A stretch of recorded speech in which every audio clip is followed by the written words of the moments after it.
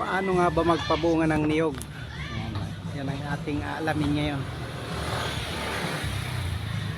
Kung paano si Giotin magpabunga ng niyog.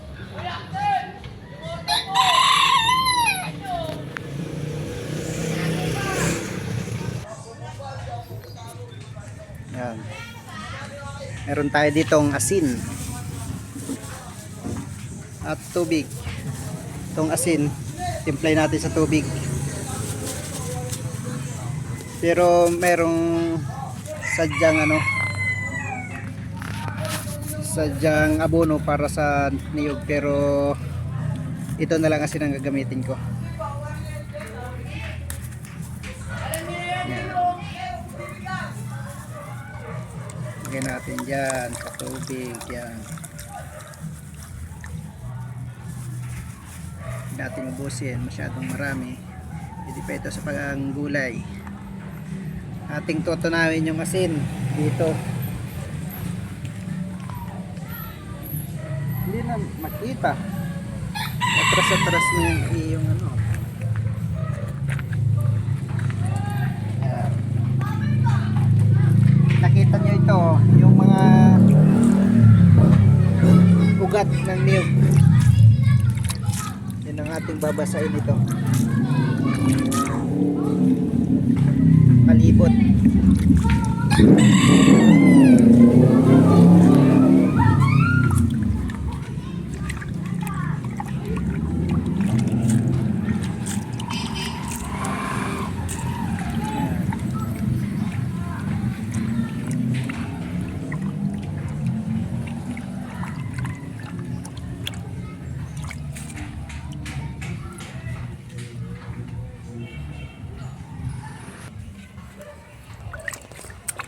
Ayan, dito daw uli sa kabila.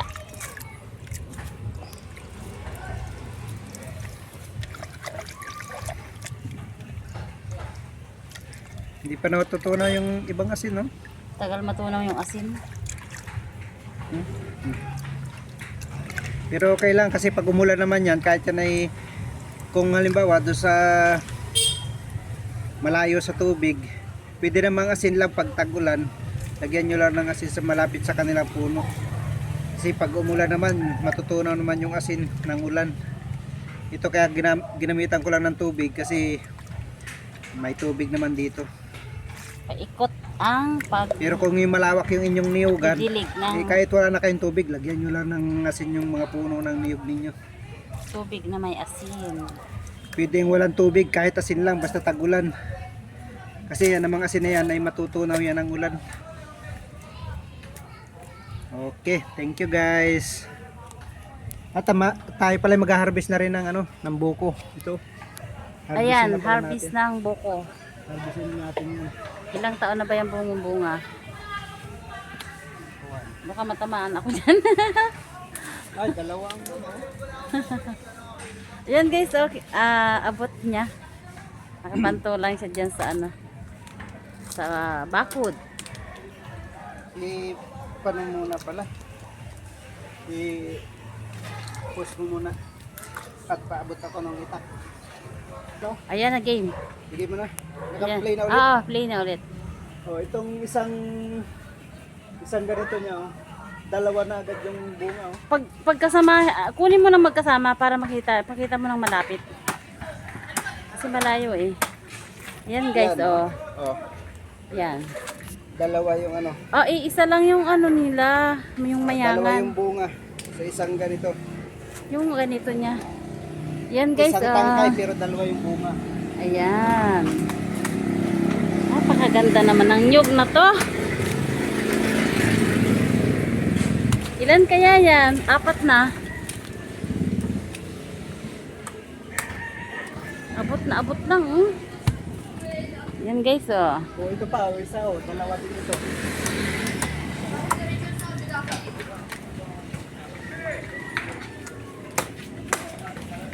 Ito, dalawa din, oh. Ito rin guys.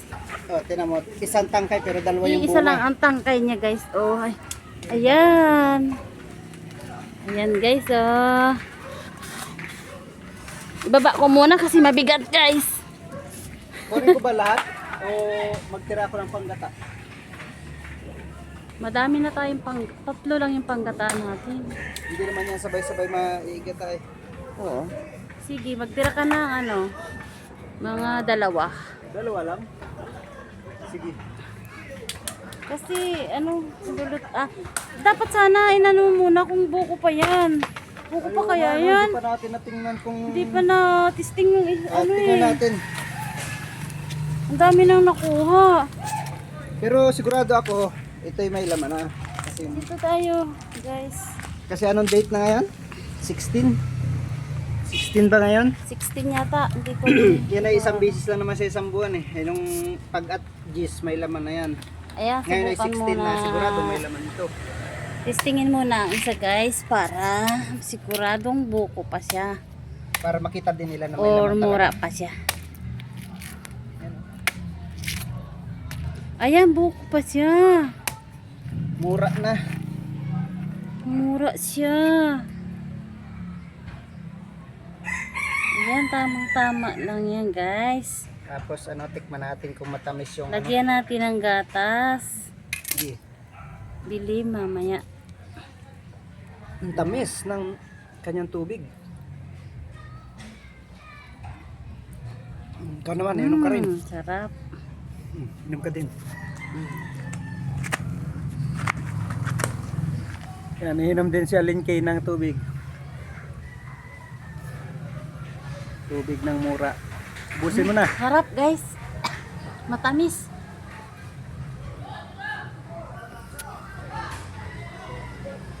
Pero umatras-atras ka at baka abutan ka dito. Ayan na. Ano, okay na? Okay na. Ating babaaki na. Ganyan lang yan sa dyan guys, kaliliit. Yung pagkabuo niya. Ang tawag dito sa probinsya ng Quezon ay adyawan pagka ganito Adyawan daw ang tawag dyan pag maliit. maliliit na niyog. Pero sa Quezon, may malaki kaming buo na nyug.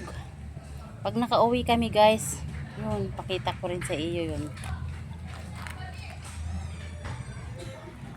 Malaking, kay giutin din yung tanim sa kalapit ng bahay namin.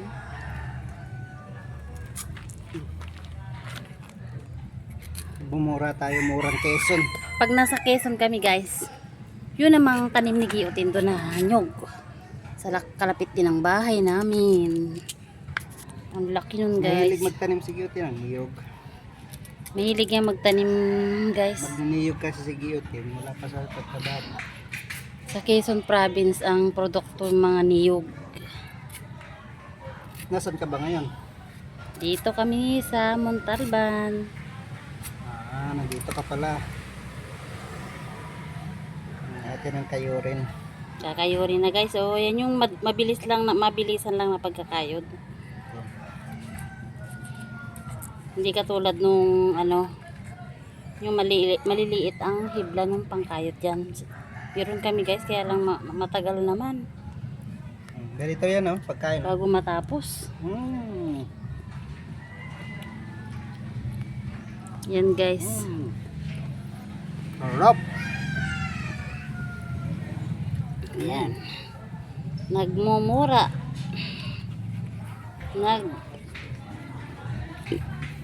Buko. Sa Quezon ay nagmumura. Sa Quezon nagmumura. Ang tawag dyan sa ganito. Dito, buko. Ang tawag Sa nila. Quezon kasi ang buko, yung wala pang laman, yung buko pa. Pag sinabi Busog na ako ng tubig. Pag sinabing buko doon sa Quezon, ibig sabihin nun wala pang laman. Pagka ganitong may laman na, mura. Ganyan na lang guys ang kayod namin yan. Kasi matagal magkayod nung maliliit ang hibla. Ikaw naman kayo kumain. Ano nakakain guys? Merienda.